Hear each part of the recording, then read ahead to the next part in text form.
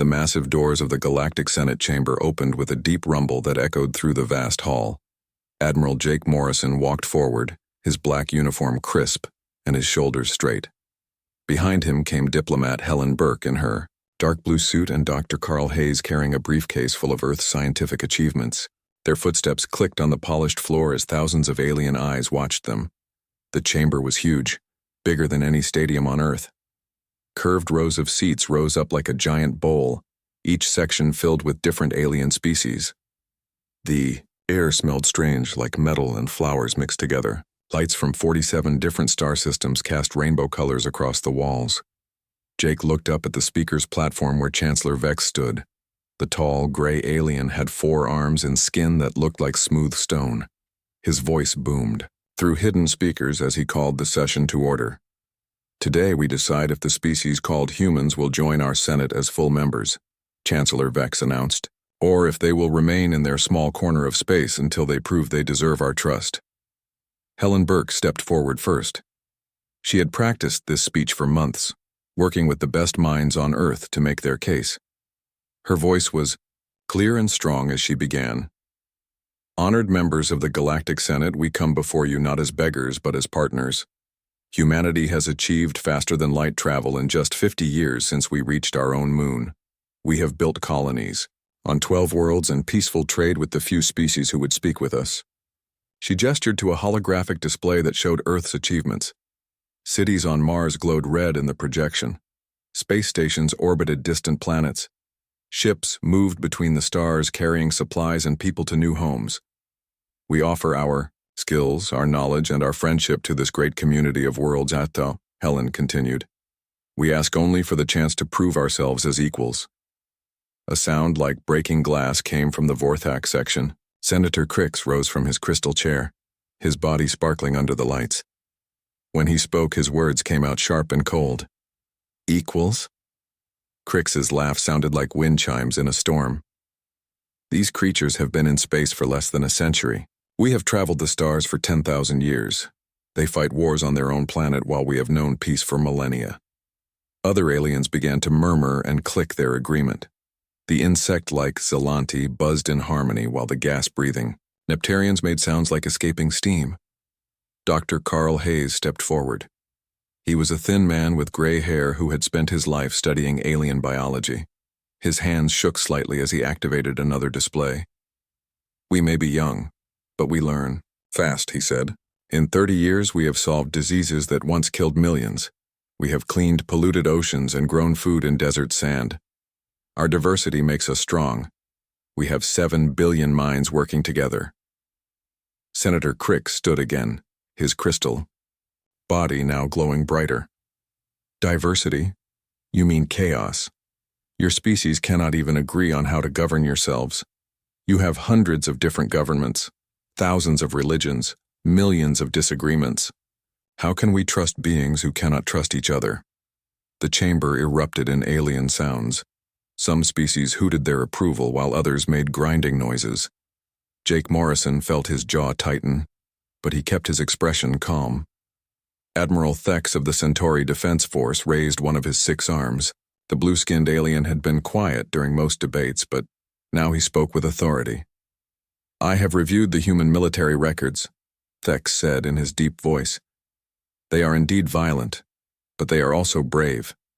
When the Zephyr pirates attacked their colony ship near Proxima, the humans fought back with only basic weapons. They saved not just themselves, but also a Centauri merchant vessel that was caught in the attack. One act of courage does not erase centuries of warfare, Senator Crix replied. Look at their history. They have fought each other in conflicts that killed millions. They create weapons that can destroy entire planets. They are dangerous to themselves and to us. Helen Burke tried to speak again, but Chancellor Vex raised all 4 of his arms for silence. The voting would begin now. One by one, the representatives of 47 star systems cast their votes. The results appeared on screens throughout the chamber in symbols that humans had learned to read during their months of preparation. The Altarians voted no. The Vega Collective voted no. The Capellan Union voted yes, but they were one of the few. Even species that had seemed friendly during private meetings now voted against Earth. Jake watched the numbers climb. 39 votes against. Only 8 votes in favor. The rejection was worse than they had feared. But the humiliation was not over. Chancellor Vex read from a prepared statement in his booming voice. By the authority of this Senate, we declare the star system containing the world called Earth to be a quarantine zone. No member species shall trade with, assist, or communicate with the humans until they have evolved beyond their primitive nature. Senator Crix stood once more, his crystal form now blazing with light. He looked down at the 3 humans as if they were insects. Perhaps in a few thousand years, when you have learned to control your violent impulses and chaotic nature, you may apply again, he said. Until then, remain in your primitive corner of space where you belong. Laughter echoed through the chamber. Not human laughter, but the sounds that 47 different species made when they found something amusing. Clicks and buzzes and whistles and roars all mixed together in a symphony of mockery. Jake Morrison stood perfectly still as the alien laughter washed over him.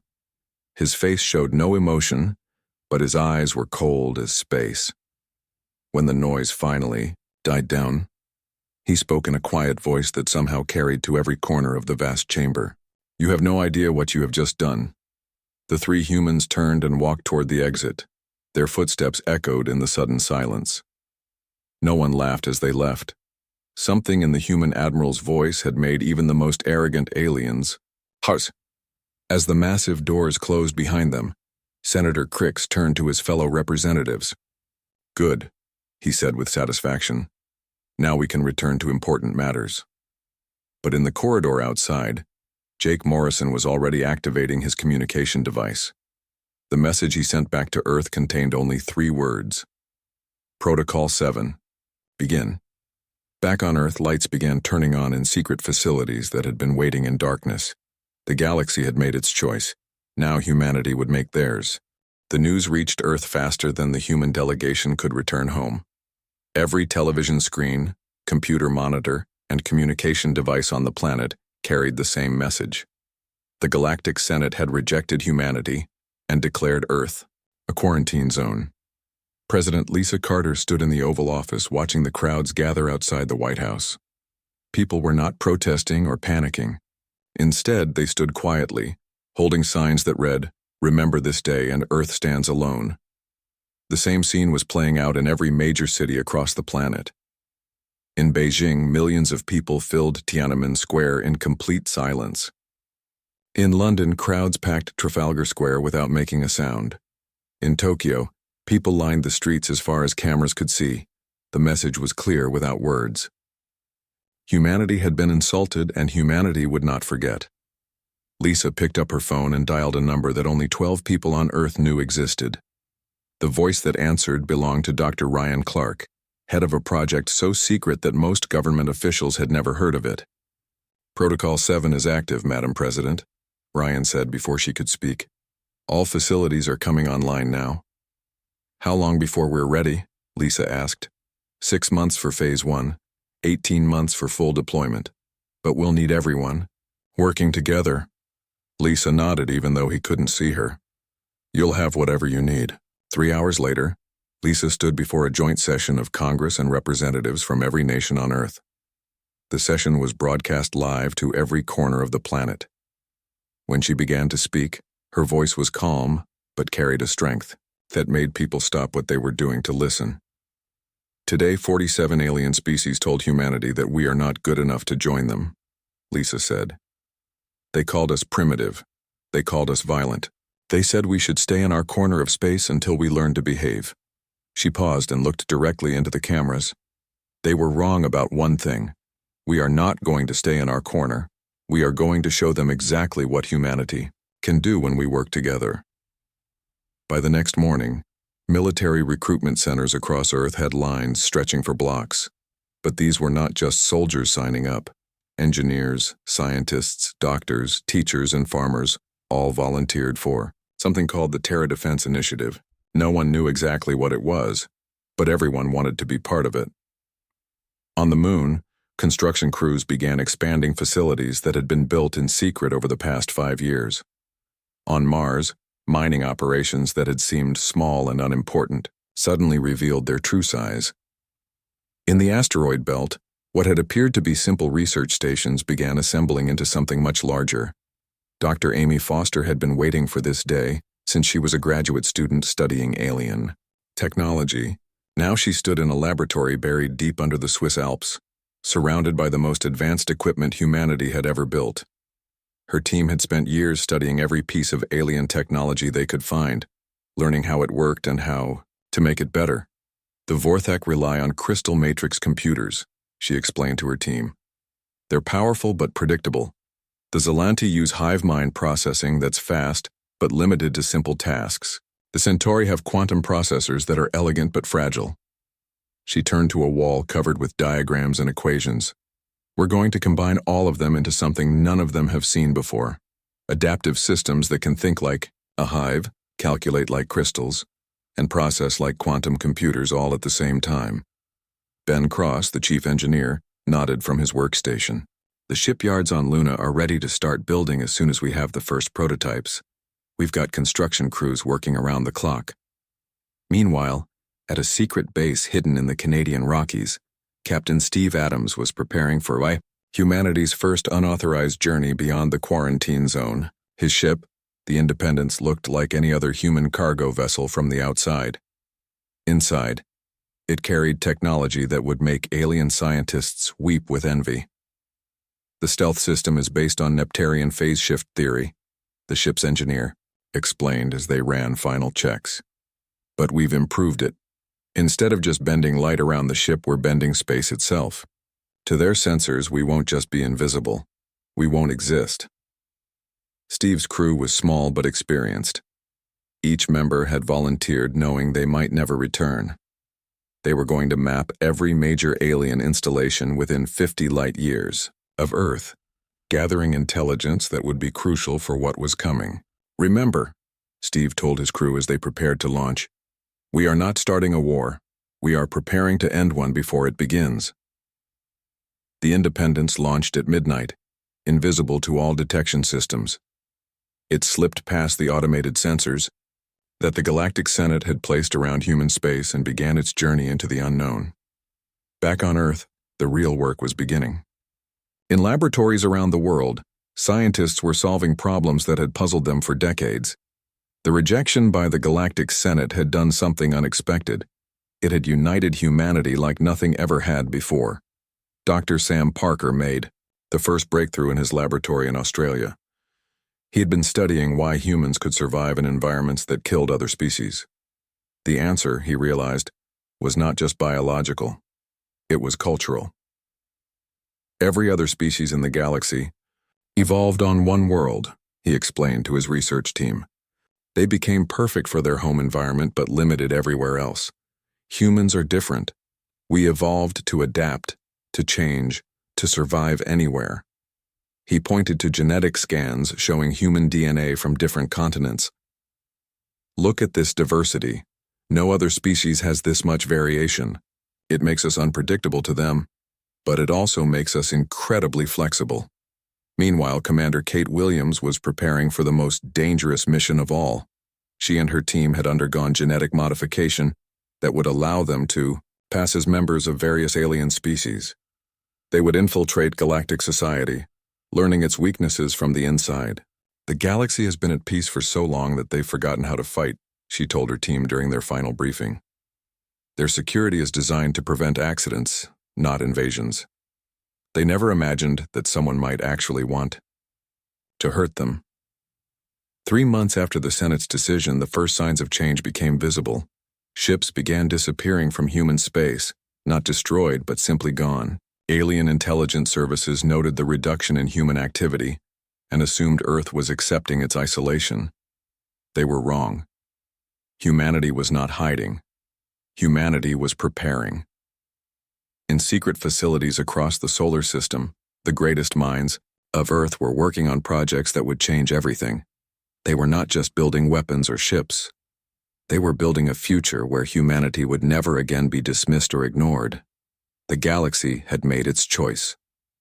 Soon, humanity would show them the consequences of that choice. 6 months had passed since the Galactic Senate's decision when the first reports began reaching alien intelligence services. A Vorthak mining station near the edge of their territory reported strange sensor readings. Ships had appeared at the system's outer edge, conducted scans for exactly 37 minutes, then vanished without a trace. The station commander filed the report and forgot about it. 3 days later, the same thing happened at a Centauri research facility, then at a Zelanti hive colony, then at installations belonging to 12 other species across 100 light-years of space. The ships never attacked. They never communicated. They simply appeared, scanned everything, and disappeared. The few sensors that managed to detect them before they vanished recorded impossible readings. Ships that moved faster than light while remaining in normal space.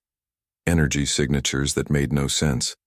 Technology that violated known laws of physics.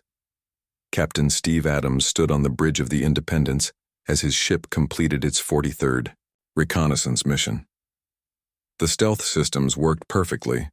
No alien patrol had even come close to detecting them.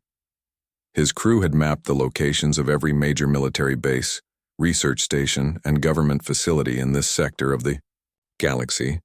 "The pattern is the same everywhere," reported his navigation officer, Lieutenant Mary Scott. "Their defenses are designed to stop pirates and smugglers, not organized military forces. Most of their warships are hundreds of years old and haven't been upgraded in decades." Steve nodded as he studied the tactical displays. The galaxy had been peaceful for so long that most species had forgotten how to fight. Their weapons were powerful, but slow. Their ships were comfortable, but not maneuverable. Their crews were experienced in exploration and trade, but not in combat. "Send the data back to Earth," Steve ordered. "Command needs to see this."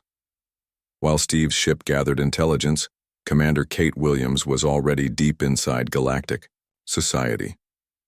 The genetic modifications had worked perfectly. Her altered appearance let her pass as a Rigelian trader, complete with the blue skin and extra joints that species was known for. She sat in a cantina on Nexus Station, the galaxy's largest trading hub, listening to conversations in dozens of alien languages. Her modified brain could understand them, all thanks to neural implants developed by Dr. Amy Foster's team. "The Senate is worried about something," said a Centauri merchant at the next table. 3 of their patrol fleets have been recalled to core systems. His companion, a gas-breathing Neptarian, made sounds like rushing wind. "My cousin works in Senate intelligence. Says they're getting reports from all over the outer territories. Ghost ships that appear and vanish, some kind of new technology." Kate smiled to herself. The reconnaissance missions were having their intended effect. Fear was spreading through the galaxy's leadership, even if they didn't want to admit it publicly. She activated a hidden transmitter and sent a coded message back to Earth. The galaxy's economy depended on trade routes that passed through only a few key systems. If those systems were disrupted, the entire galactic civilization would collapse within months.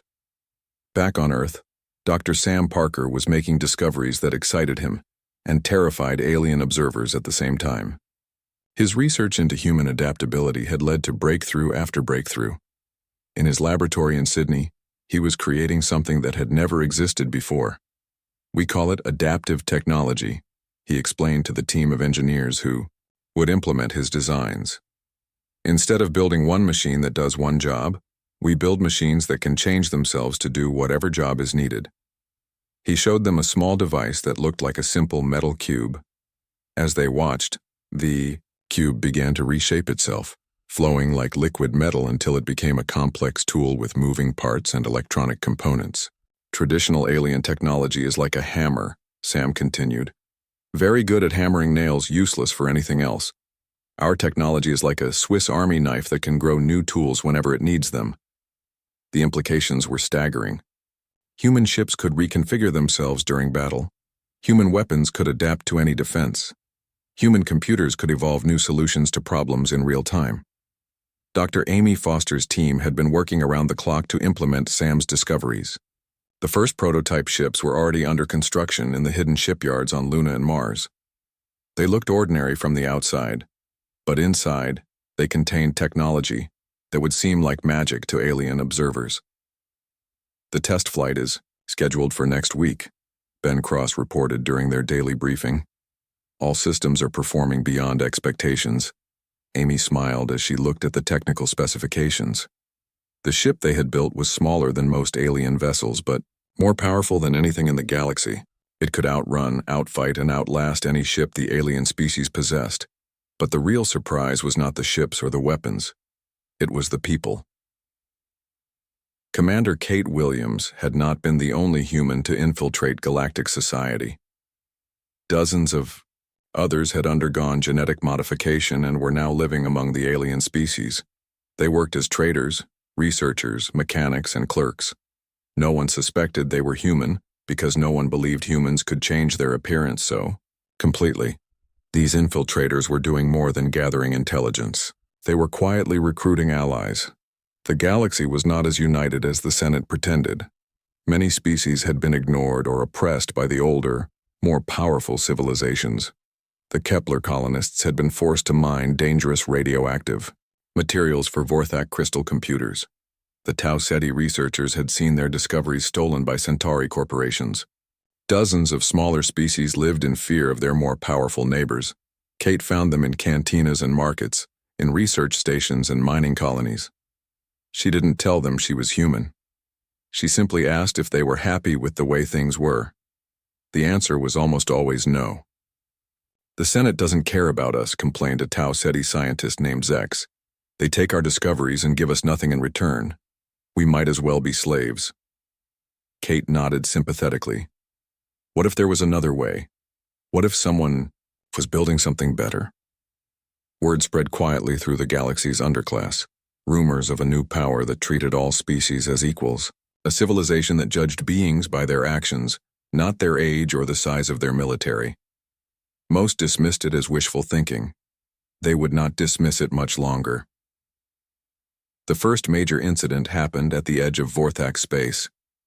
A patrol ship detected what seemed to be a human smuggling vessel moving slowly through their territory. The captain decided to intercept and arrest the crew as an example to other humans who might dare to violate the quarantine. The Vorthak ship approached, with its weapons powered and ready. It sent the standard challenge over communication channels. The human ship did not respond, it did not flee, it did not fight, it simply vanished. One moment it was there on sensors, solid and real. The next moment it was gone, leaving no trace, except impossible energy readings that made the Vorthak sensors scream warnings about spatial distortions. The patrol captain filed his report with shaking hands. His ship's computer could not explain what had happened. The humans had not jumped to faster than light speed. They had not activated any known cloaking device. They had simply stopped existing in normal space. Within hours, copies of the report were being studied in intelligence centers across the galaxy. The unanimous conclusion was both simple and terrifying. Humanity had developed something beyond current galactic understanding. The galaxy was about to learn that dismissing Earth had been the biggest mistake in its long history.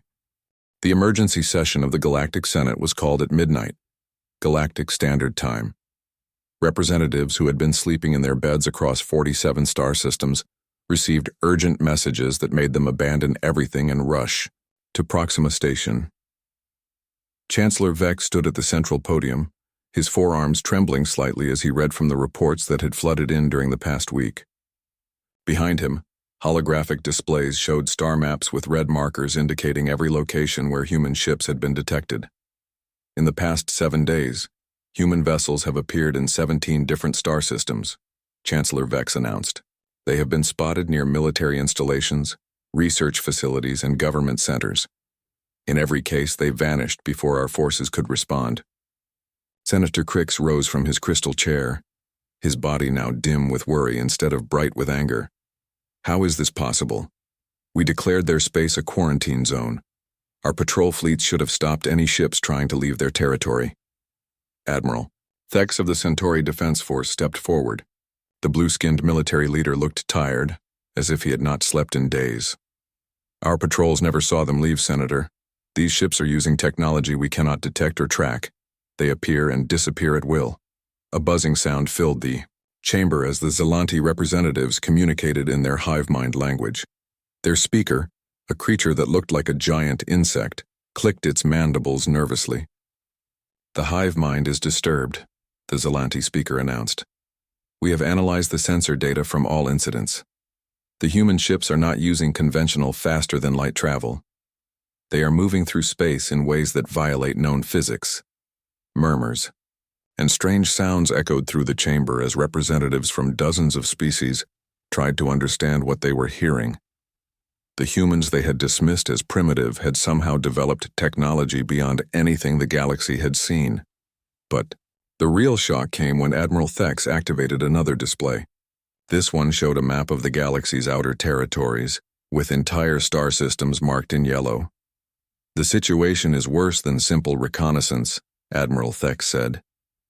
"We have received reports that several species in the outer territories have declared independence from Senate authority. They are requesting protection from something they call the Terran Alliance." The chamber erupted in shocked sounds. Species that had been part of the galactic community for thousands of years were abandoning the Senate and asking humans for help. Senator Crix's crystal body flared with angry light. "This is impossible. Why would any civilized species trust primitive humans over us?" The answer came from an unexpected source. A small furry creature from the Kepler system stood up in the observers section. These beings rarely spoke during Senate sessions, usually content to listen and follow the decisions of larger species. "Because the humans treat us as equals," the Kepler representative said in a quiet voice that somehow carried through the vast chamber. "They do not care that we are small or young or weak. They care that we are intelligent beings who deserve respect." Admiral Thex nodded grimly. "Intelligence reports indicate that humans have been in contact with oppressed species throughout the galaxy. They are offering technology, protection, and representation in something called the Galactic Commonwealth." Chancellor Vex raised all four arms for silence. "We must respond to this threat immediately. I propose mobilizing our defense fleets to locate and destroy any human ships found outside their quarantine zone." But before the vote could be taken, something happened that changed everything. Every communication screen in the Senate chamber activated at once. The face that appeared belonged to a human woman with short gray hair and tired but determined eyes. She wore a simple black suit with no decorations or symbols of rank. "Honored members of the Galactic Senate," the woman said, calmly. "My name is Dr. Nina Bell, and I speak for the Terran Alliance." The chamber fell completely silent. No one had ever interrupted a Senate session before. The communication systems were supposed to be secure and controlled only by Senate technicians. "I am broadcasting this message to every inhabited world in the galaxy," Dr. Nina continued. "Not to threaten or demand, but to offer an invitation. Any species tired of being ignored, oppressed, or treated as inferior is welcome to join us in building something better." Senator Crix found his voice first. "You dare interrupt our proceedings? You violate our most sacred traditions." Nina smiled, sadly. "Your traditions, Senator Crix, not ours. We were never allowed to be part of them, remember? You made sure of that." She gestured to something off-screen, and the display changed to show ships unlike anything the galaxy had ever seen. They were sleek and beautiful, flowing like liquid metal as they moved through space. Some were small and fast, others massive and powerful, but all shared the same impossible grace. "These ships carry representatives from 43 different species," Nina explained. "Former subjects of your Senate who decided they deserved better.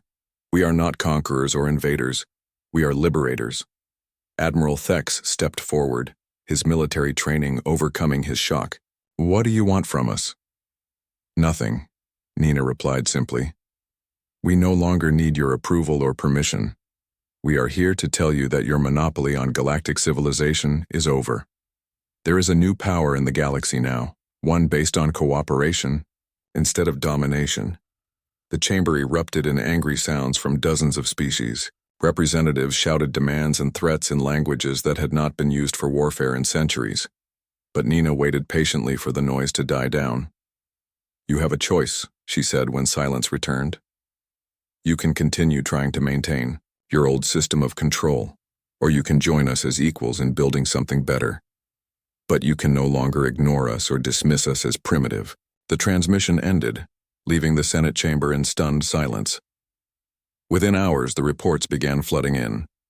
Human fleets had appeared simultaneously in key star systems throughout the galaxy. They were not attacking, but their presence was unmistakable. Orbital stations that had stood for thousands of years suddenly found themselves under the protection of ships that seemed to bend the laws of physics. On Kepler Prime, Captain Dan Morgan led a liberation fleet that arrived just as Vorthak enforcers were preparing to execute a group of miners who had refused to work. The human ships disabled the Vorthak vessels without firing a single shot, using some kind of energy field that simply turned off their engines and weapons. "You are free," Captain Morgan announced to the stunned Kepler colonists. "No one will force you to mine radioactive crystals anymore. No one will treat you as slaves." The same scene played out across dozens of worlds. Human forces appeared wherever the Senate's authority was weakest, not as conquerors, but as protectors. They brought medical supplies to plague-stricken colonies, food to starving settlements, and hope to species that had lived in fear for generations. Back on Proxima Station, Senator Crix demanded immediate military action. "We must crush this rebellion before it spreads further." But Admiral Theck shook his head sadly. "With what forces, Senator? Half our defense fleets are requesting orders to join the humans. The other half are too far away to matter. And even if we could gather an army, how do we fight ships that can appear and disappear at will?" The truth was becoming clear to everyone in the chamber. The humans had not just developed superior technology, they had built a superior system of government, one that inspired loyalty instead of demanding obedience. Chancellor Vex collapsed into his chair, suddenly looking very old and very tired. How did we not see this coming? The answer was simple, though none of the Senate members wanted to admit it. They had been so convinced of their own superiority that they never imagined anyone could surpass them. They had dismissed humanity as primitive and violent, never realizing that those same qualities could be turned into strengths. The galaxy was changing, and the old order was powerless to stop it. The final confrontation began not with massive space battles or thundering explosions, but with a simple message sent to every communication device in the galaxy. Admiral Jake Morrison's face appeared on screens from the core worlds to the outer rim, his expression calm but determined. "Citizens of the galaxy," Jake said, "in 72 hours the Terran Liberation Fleet will arrive at key Senate installations throughout civilized space. We are not coming to destroy or conquer. We are coming to end a system that has failed its people." The message continued with a list of Senate facilities that would be secured, including military bases, government centers, and communication hubs. The list was impossibly long, covering hundreds of locations across dozens of star systems. "This operation will proceed with minimal casualties," Jake promised. "Any Senate forces that surrender peacefully will be treated with dignity and respect. Those who choose to fight will discover that resistance is futile." Senator Crix watched the broadcast from the Emergency Command Center deep inside Proxima Station. Around him, technicians worked frantically to coordinate the defense of Senate space, but their efforts seemed hopeless. The humans had somehow managed to map every important installation in the galaxy. "How many ships do they have?" Crix demanded. Admiral Theck studied the tactical displays with growing amazement. "Our long-range sensors detect over 3,000 vessels approaching from different directions. But that's impossible. Intelligence reports said humans only had a few hundred ships total." The truth was more shocking than any Senate member could have imagined. Humanity had not just built a fleet. They had built a manufacturing system that could produce ships faster than any species in the galaxy.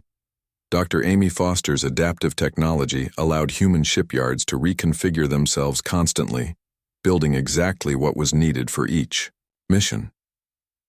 The attack began exactly 72 hours later, coordinated across light years of space with precision that made Senate military experts weep with envy. Human fleets appeared simultaneously at installations that should have taken months to reach from Earth. At the Vorthak crystal mines on Rigel 7, a dozen human ships materialized in perfect formation above the forced labor camps. The Vorthak guards reached for their weapons but found that their equipment had simply stopped working. Every crystal-based device on the planet had been disabled by some kind of harmonic frequency broadcast from the human vessels. Captain Dan Morgan's voice echoed from speakers throughout the mining complex. "Workers of Rigel 7, you are free. Gather your belongings and prepare for evacuation to safer worlds. Guards and overseers, drop your weapons and you will not be harmed." The liberation took exactly 37 minutes. No shots were fired. No one was killed. The Vorthak guards found themselves surrounded by human soldiers whose armor seemed to flow like liquid metal, adapting instantly to any threat. Similar scenes played out across the galaxy. At the Centauri research facility on Alpha Proxima, scientists, who had been forced to work on weapons projects, were rescued by human teams that arrived through what seemed like solid walls. At the Zelanti hive factories on Beta Cygni, workers who had been trapped in endless labor cycles were freed by humans who somehow knew exactly where to find them. The technology the humans displayed was beyond anything the galaxy had seen. Ships that could phase through solid matter, weapons that disabled enemy equipment without harming living beings, armor that adapted to any environment or threat. But the most shocking moment came when President Lisa Carter herself arrived at Proxima Station. She did not come in a massive battleship or surrounded by armies. She arrived in a simple transport vessel accompanied by only a small escort of human ships. The vessel docked at the station's main port as if it were a routine diplomatic visit. Senator Crix rushed to the docking bay with a squad of Vorthak guards, determined to capture the human leader and end this rebellion. But when the airlock opened, he found himself facing not just President Carter, but representatives from over 200 species. Many of them were aliens he recognized, former senators who had left the chamber months ago, military officers who had abandoned their posts, scientists and traders and explorers who had simply disappeared. They had all joined the humans. "Hello, Senator Crix," President Carter said politely. "We need to talk." The meeting that followed took place in the Senate chamber itself, but this was not the same chamber that had rejected humanity 18 months earlier. The seats were now filled with representatives from species the Senate had ignored or oppressed. The Kepler miners sat next to Tau Ceti researchers. Outer Rim colonists shared space with deep space explorers. Dr. Carl Hayes, the xenobiologist, who had been part of the original human delegation, stood at the central podium where Chancellor Vex had once ruled. His voice was quiet but carried clearly through the vast space. "Senator Crix asked how we accomplished the impossible," Carl said. "The answer is simple. You saw our violence and called us savage. You saw our diversity and called us chaotic. You saw our youth and called us primitive. But you never saw our potential." He gestured to the mixed crowd of beings that now filled the chamber. "You never understood that our greatest strength was not our weapons or our technology. It was our ability to see the value in others even when they could not see it in themselves." Chancellor Vex, looking older and more tired than anyone had ever seen him, raised one trembling arm. "What happens to us now? To the species that rejected you?" President Carter stepped forward. "The same thing that happens to everyone else. You get to choose. The old Senate is dissolved, but the Galactic Commonwealth welcomes all species as equals, even those who opposed us." Senator Crix's crystal body flickered with confusion. "You would trust us after everything we did?" "Trust is earned through actions, not words," President Carter replied. "But everyone deserves the chance to prove themselves. That's what we asked for 18 months ago. That's what we're offering you now." The transition took weeks to complete, but it was remarkably peaceful. The old Senate structures were dismantled and replaced with the Commonwealth Council, where every species had representation based on their contributions rather than their age or military power. The Vorthak proved surprisingly good at education once they stopped trying to control other species. The Centauri became excellent mediators in disputes between different cultures. Even the Zelanti found new purpose in coordinating relief efforts across the galaxy. The formal dedication of New Geneva Station took place exactly 1 year after the Commonwealth's formation. The massive space station was built in neutral space between former human and Senate territories, designed by architects from 30 different species working together. Ambassador Helen Burke, now Secretary General of the Commonwealth, stood before. a crowd that included beings from every corner of the galaxy. Children from dozens of species played together in the station's gardens, while their parents worked side by side on projects that would have been impossible under the old system. "We did not win this transformation through conquest," Helen said in her dedication speech. "We won it by proving that cooperation is stronger than domination, that diversity is stronger than uniformity, and that hope is stronger than fear." In Darfur, the observation deck high above the ceremony, Admiral Jake Morrison watched the celebration with quiet satisfaction. Beside him stood Senator Crix, whose crystal body now glowed with a soft, peaceful light. "I still do not understand how you forgave us so easily," Crix said. Jake smiled. "Because holding grudges is what the old galaxy did. We're building something better." Far below them, children from Earth played with young Vorthak, Centauri, and dozens of other species. They laughed in different languages but understood each other perfectly. They were the first generation to grow up in a galaxy where every being was valued for who they were, not what species they belonged to. The vote had indeed been the Senate's last mistake. But from that mistake, something beautiful had grown. The galaxy had learned that sometimes the greatest victories come not from defeating your enemies, but from helping them become better than they were before. Humanity had not just won their war. They had shown an entire galaxy what it truly meant to be civilized.